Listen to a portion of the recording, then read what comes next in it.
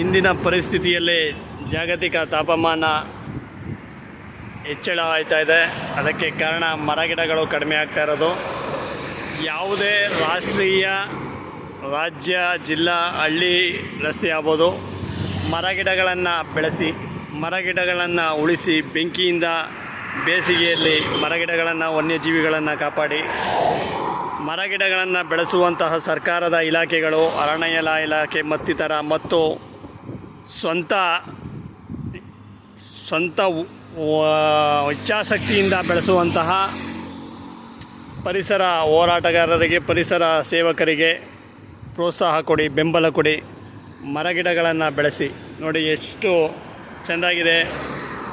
ನಮ್ಮ ನಾಗಪುರ ಜಬಲ್ಪುರ ಹೈವೇ ಪಕ್ಕದಲ್ಲಿ ನೀರು ಹರಿತಾ ಇದೆ. ಅದರ ಪಕ್ಕದಲ್ಲಿ ಸಾಲು ಮರಗಳಿವೆ, ಹೆದ್ದಾರಿ ಮಧ್ಯ ಹೂಗಿಡಗಳು. ಹೀಗೆ ನಮ್ಮ ಏನೇ ಅಭಿವೃದ್ಧಿ ಇರ್ಬೋದು, ಅದರ ಜೊತೆ ನಾವು ಪರಿಸರ ಹೊಂದಾಣಿಕೆ ಮೂಲಕ ನಮ್ಮ ಪ್ರಯಾಣ ಸಾಗಬೇಕು, ನಮ್ಮ ಅಭಿವೃದ್ಧಿ ಸಾಗಬೇಕು. ಇಂತಿ ಪಿ ಮಂಜುನಾಥ್, ಪರಿಸರ ಹೋರಾಟಗಾರರು, ಮಲೆ ಮಹದೇಶ್ವರ ಬೆಟ್ಟ. ಮತ್ತು ಯಾವುದೇ ಧಾರ್ಮಿಕ